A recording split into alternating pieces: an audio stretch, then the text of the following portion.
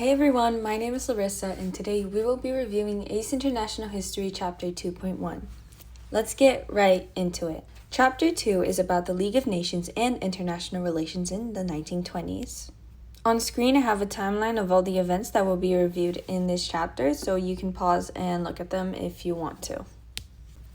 Chapter 2.1 is about why was there dissatisfaction with the peace settlements of 1919 through 1920. The First World War led to a series of peace treaties between 1919 and 1920, including the Treaty of Versailles, Trianon, Neuilly, Saint-Germain, and Service. These treaties were designed to end the war and prevent another one, but instead they created dissatisfaction and long-term problems. During the war, Lenin believed it was essential for Russia to end its involvement because the war was having a devastating effect on the Russian economy and its lower classes. So on screen, this is a picture of Lenin, and Lenin believed it was essential for Russia to end its involvement because the war was having a devastating... Oh my god, I actually can't. In 1918, the Bolshevik government signed the Treaty of Brest-Litovsk with Germany.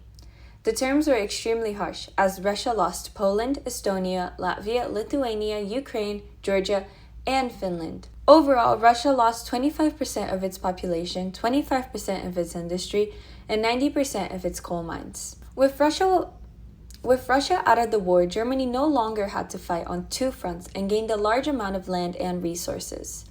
This allowed Germany to launch a major offensive on the Western Front. However, the Allies eventually pushed Germany back. German troops were lacking food and equipment, and German sailors mutinied because they believed a final battle would be a suicide mission. This led to a revolution, and Kaiser Wilhelm II abdicated. Germany became a republic known as the Weimar Republic. In 1919, representatives of nearly 30 nations met at the Paris Peace Conference. The goal was to create a settlement that would prevent another war. However, only the victorious nations were invited, which caused problems because the defeated nations had no say in the decisions but were still expected to accept them. Most decisions were made by the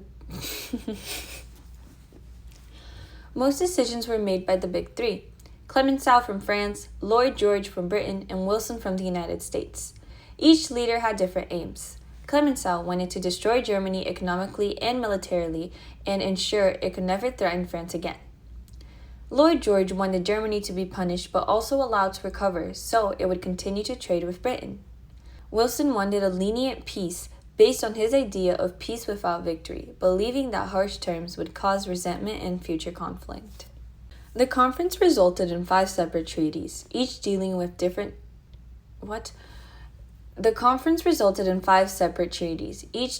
a different defeated nation.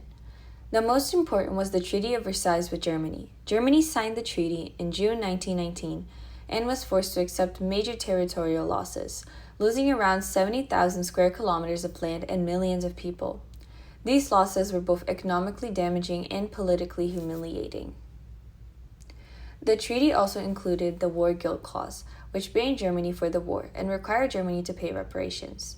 These terms caused anger and resentment in Germany. At the same time, new countries were created based on the idea of self-determination, known as successor states. However, this process was not perfect, and many people were left living under foreign rule because borders did not match ethnic groups.